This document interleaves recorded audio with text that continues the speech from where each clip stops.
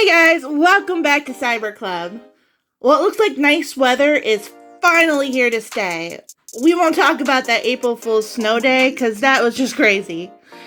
And although the weather is a little cooler this week, last week it was in the 80s and it's sure to get back there soon. So with the warmer weather comes all of the fun outdoor activities. So whether it's sliding, swinging, jumping, playing ball, or just rolling down a hill, it's time to turn off those games, put down your phones, and get outside. And I've got a couple fun activities to help you get started. First up, grass creatures. All you'll need for this creature is an empty tin can and some paint. And if you want to, you can add some pipe cleaner arms. Ask your grown-up to make sure there are no sharp edges on your can and remove the label. You can take a piece of sandpaper and rough up the surface a little bit, and that'll help your paint stick. Then just paint your monster. I'm painting mine one solid color because later I'm going to paint some spots on him, but feel free to paint yours however you want.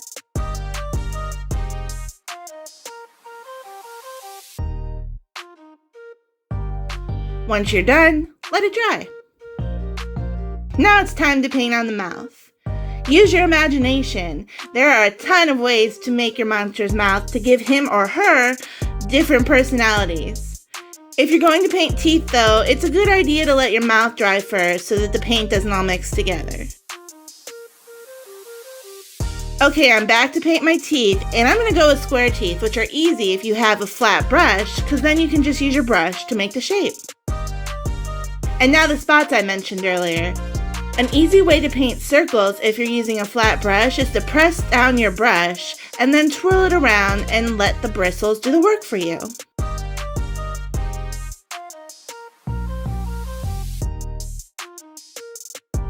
I can think of so many ways to paint this that I want to try, so I might just end up making a whole family of them.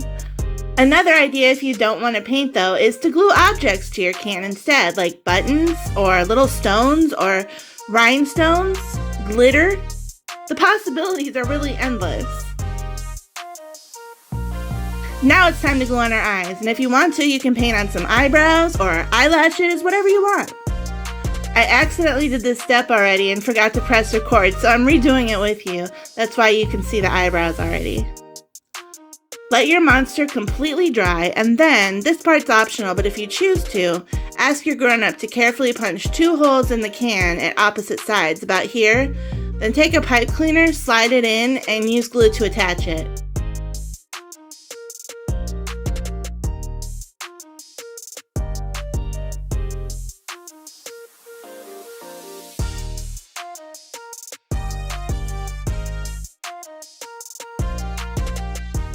Then you can bend the ends to make it look like hands, or cut some hands out of paper and glue them on, or whatever else you can think of. But it's not a grass creature without the grass, so let's go get some. Okay, we are out in Alfie's little play area in the yard, and he wants to help us.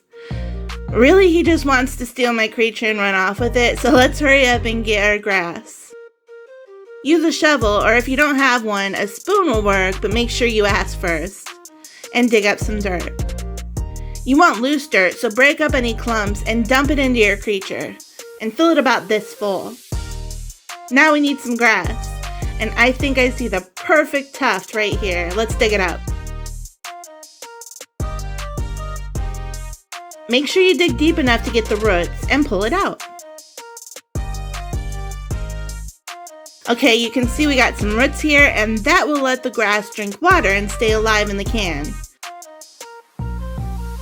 Shape it to the size of the can with your hands and drop it on in.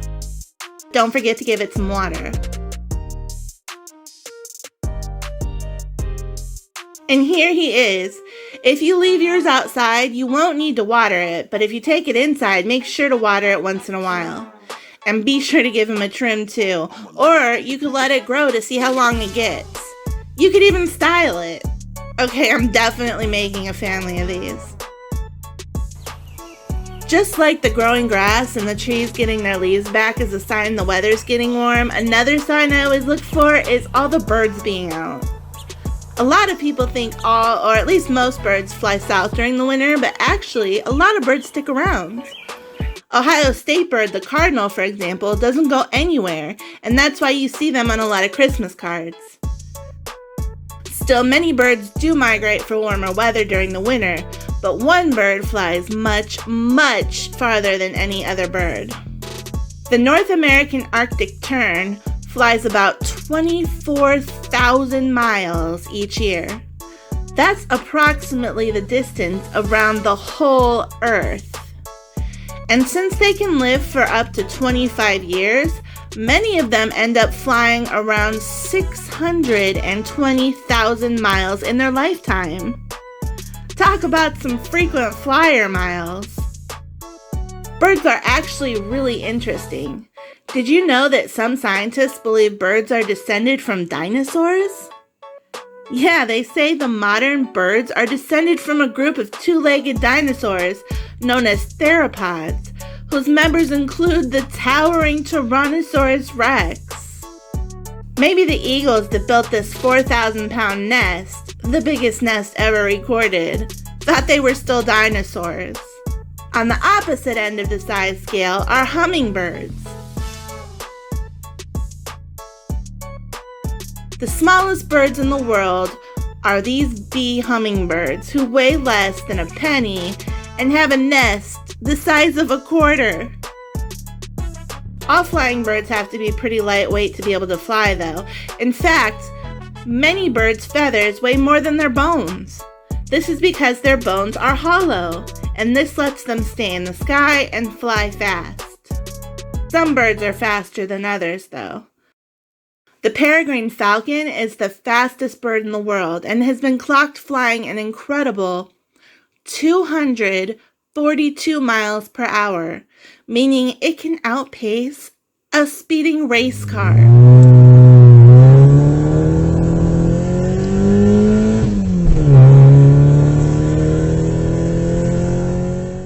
These are just a few amazing bird facts. And when you consider there are an estimated 10,000 species of birds on the planet, you can see we didn't even scratch the surface. Really? That's my camera. Our next project is in honor of our flying friends, to welcome them home or just out of their nest and into the warm skies again. I'm sure after a long flight or a cold winter, our birds will appreciate a nice meal, and I've got an idea for a bird feeder that's easy to make, really cute, and made out of recycled materials too.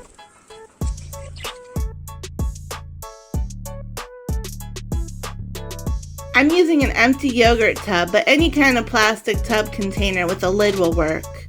We also need an empty water bottle, a pair of scissors, a piece of sandpaper, some yellow paint and some black paint, some string or twine, some googly eyes, some all-purpose glue or a hot glue gun, a sturdy twig or popsicle stick, a permanent marker, a pipe cleaner, and of course, bird food. First, peel the wrapper off your container. If the label is stamped right into the plastic, you may need to paint a primer coat of white paint first so that it doesn't show through the yellow paint. See how the plastic is shiny? We need to get rid of that shine because the paint doesn't like to stick to that. So take your sandpaper and rough up the surface so that you don't see any more shiny. Now it's ready to be painted. Pour some yellow paint and paint a coat of yellow over the whole container. When you paint large surfaces, use a big brush. It will make it so much easier and make the paint go on more evenly. You can get sets of craft brushes with different sizes and shaped brushes in it pretty cheap. I've even seen them at the Dollar Tree. So if you're looking to build a little art supply stash, those would work just fine for the crafts we do together. Set your container aside to dry and grab the lid. Take something round, about 2 inches in diameter, and trace along the bottom half of the lid.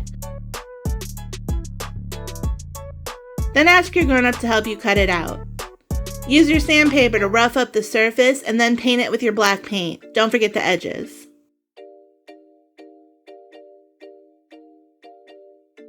Our container is now dry, so let's paint our bee stripes. Use a medium-sized flat brush and load it up with paint. Now let's start under the lip here and use that to help us keep our stripes even.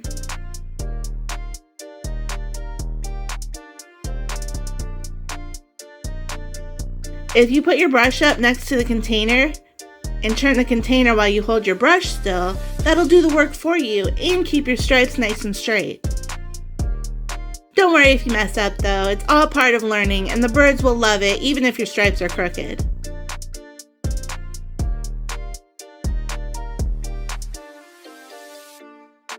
Leave that to dry really well while we work on our bees' wings. Take your water bottle and cut off the top where it starts to curve into the opening. Be very careful, and younger members, make sure to ask for help with this. Cut up the sides and then cut off the bottom so that you have 2 pieces of plastic.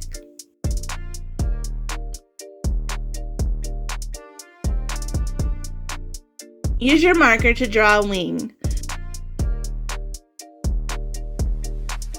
Then cut out your wings and fold in one edge so that we have a little tab to glue it onto our bee. Check and see if your bee is dry, and if it is, use your glue to glue your wings on. If you're using a hot glue gun, get permission first. Be very careful, and younger members, make sure to ask for help.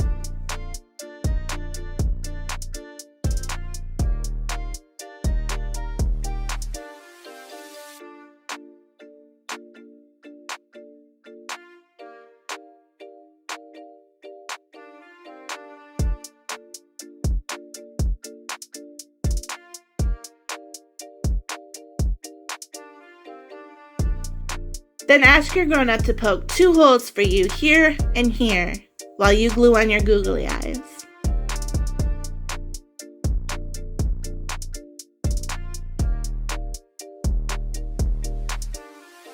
Grab your string or twine and cut off a nice long piece.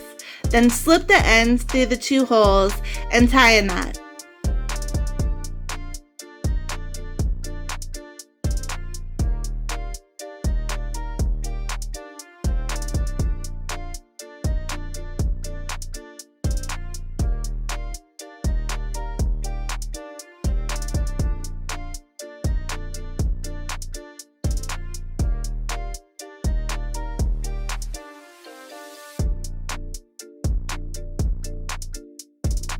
Pop on your lid, making sure the eyes are on the top and centered, and then turn it upside down and draw a thick line of glue on the bottom middle and glue on the popsicle stick perch.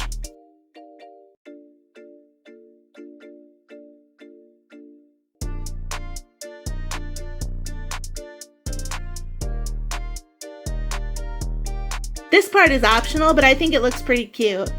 Take a black pipe cleaner and cut it in half and bend the top and bottom into a little circle.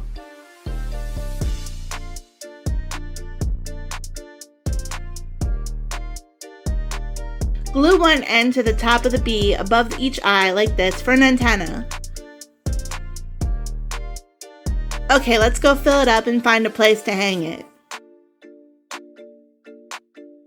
I don't have any bird seed, but I read that birds like sunflower kernels and they're safe as long as they're unsalted. If you use something other than bird seed, make sure to look up whether it's safe to give to wild birds first. And here it is hanging. I hung mine from a plant hook, but I think a really great place would be to hang it from a tree branch. I can't wait to see how the birds like their bee and which type of birds come to visit. That's it for this week. I hope you enjoyed it. Thank you so much for watching. Have a great week, and I will see you next time.